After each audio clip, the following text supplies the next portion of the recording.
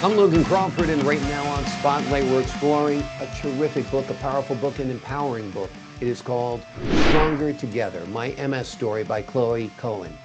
Chloe's journey from diagnosis of multiple sclerosis at the age of just 20 to living a fulfilling life is a story of resilience, empowerment, and hope. Her story inspires others to find strength, build community, and thrive despite the challenges of chronic illness. We're delighted to have this very talented author join us here today on Spotlight. We thank the team at Atticus Publishing for helping us put her in the spotlight today. We ask viewers like you to support authors like her by subscribing to our channel and by purchasing her amazing book. The links are below this interview. Chloe, great to see you here today on Spotlight. Hello, nice to see you. Great to have you on the show. This is such a great book. As we were talking before the show, it'll help anybody if they're suffering from MS or a physical challenge, an emotional challenge. They can tap into the spirit that you found, the resilience you found to, fight on. 20 years old, you go to the doctor, you're not feeling great, and you get the worst diagnosis, or one of the worst diagnoses you can imagine. Tell us about that day and what it did to you when you mentally and how you felt. And Well, honestly, it was a little bit of time before I actually got to a doctor right. because being 20 years old, you're kind of in denial of what was going on. I'm like, Yeah, yeah, this is like a cold, it'll pass. right. But eventually, my mom called me out and I got to the doctor. And honestly, it's all a big blur to me Hmm. because I was so physically uh, not right that my mind just wasn't really there as well Yeah, until I exactly. got that. But I more knew from my mom's reaction that what Right. it meant Yeah, wasn't good. But yeah, I also knew I was in the right place to be dealing with this. So, right, right. So 20 years old, you get that. Like you said, you're not sure what you're hearing at that point or what exactly it means. You see your mother's reaction. She looks devastated, so you know it's bad. Um, did it get worse before it got better? Tell us a little bit about your journey. well, I'm kind of in a unique situation where I had hit my head really hard. Hmm. And within about 45 minutes to an hour after hitting my head, my left side started shaking. Hmm. But I did not make, any kind of connection to anything. I was just like, that was odd. And only till after that I was like, oh, it was that knock on the head that probably jarred something loose or whatever. Hmm. But I do believe I had it probably prior to even being diagnosed, Yeah, So yeah. The puzzle pieces fit together later on once you realize what has happened. So it right. might have been that blow to the head. It might have been, that might have accelerated it.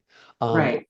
how did your mom deal with it, and what did it mean for you and life going forward?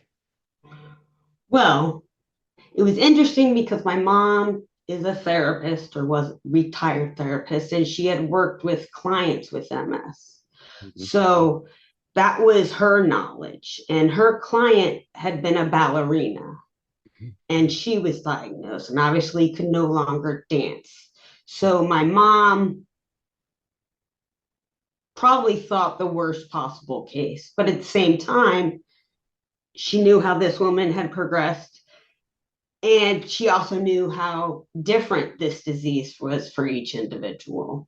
So I don't know. My reaction was more like, at least I have a beautiful family to help me through this. That was a blessing for sure.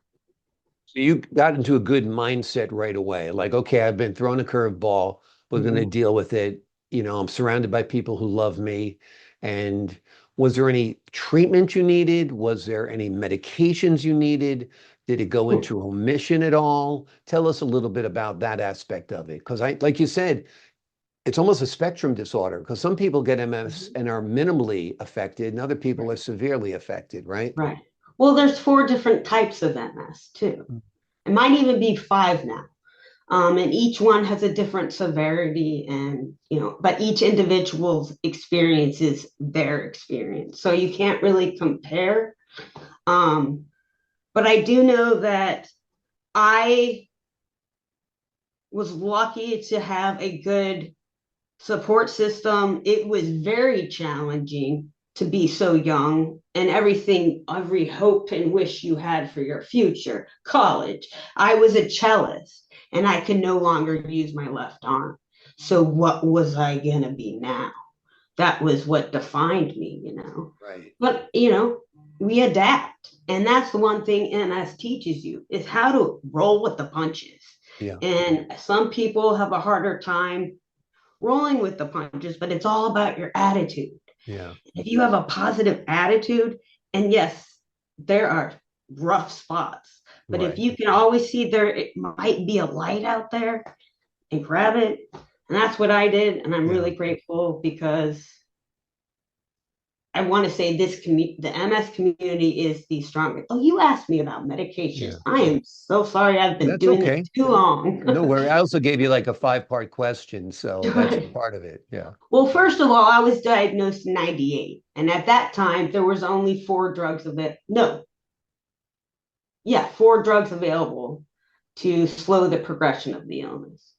So, you know, and they're all injectables. And I was not a fan of the needles, Yeah. but, you know, got to do what you got to do. And it Yeah. was a journey.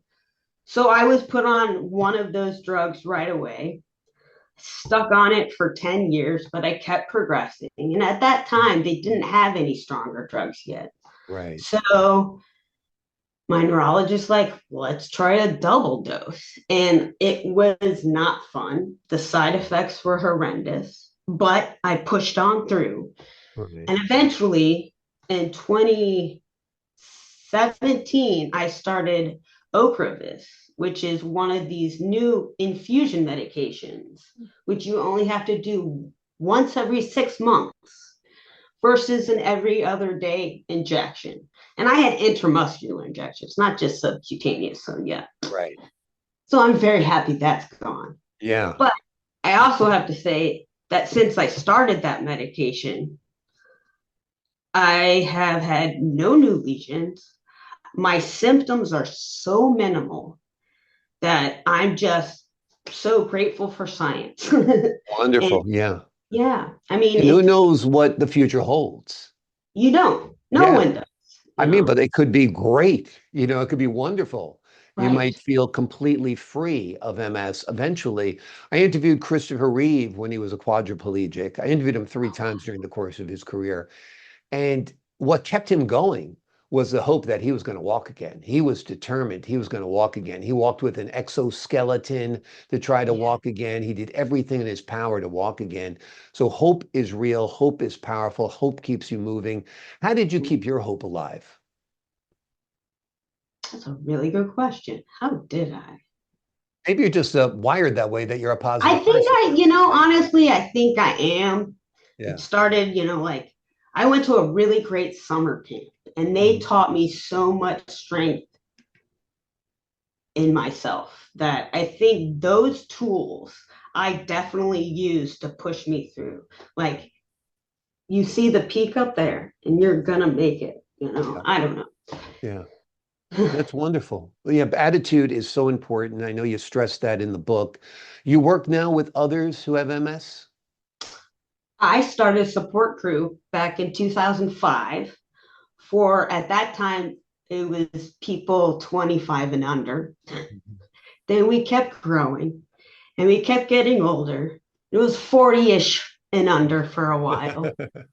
But now we just call it happy hour because Good. it's a chance for all of us to come together, to share our experiences, to give each other hope, Hmm. and to give a safe place to bitch about the stuff that isn't so wonderful. And Right. I think people need that, especially people who can understand, Yeah. I've been in a similar situation.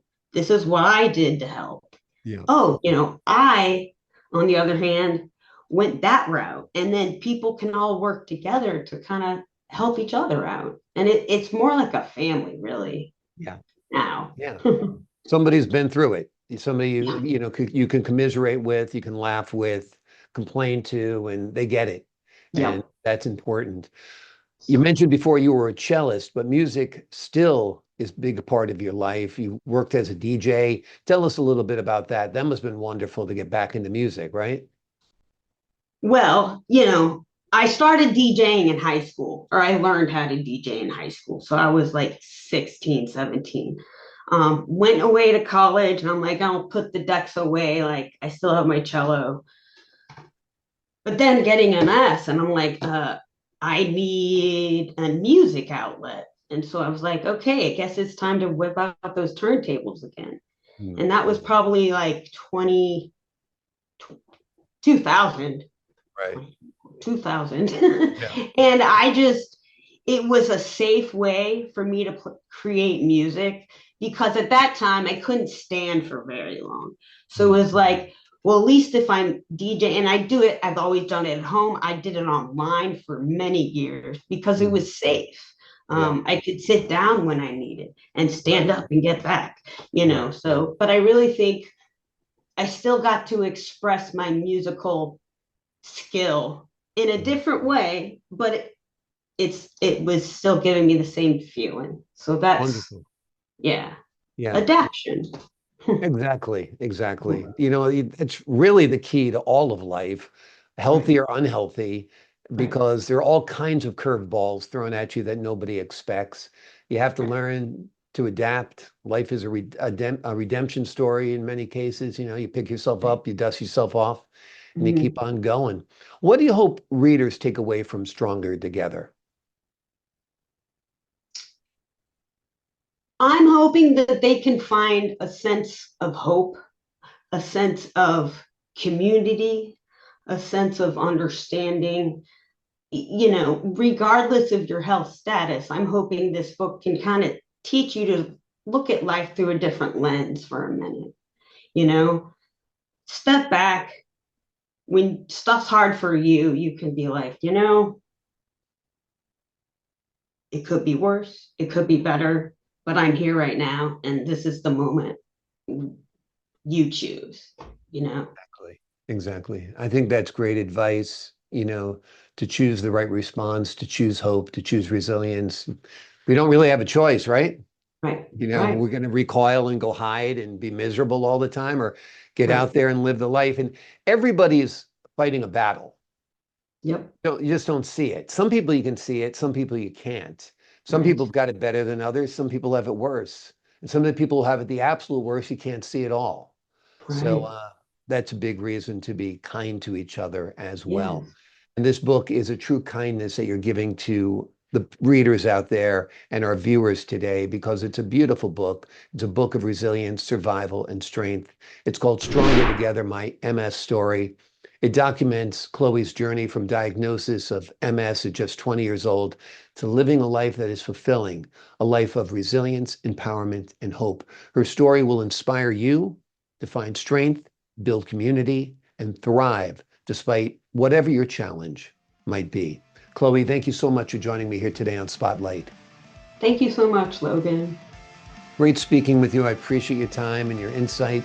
To the folks at home, I'm Logan Crawford, thanking you for your time this time. Until next time on Spotlight.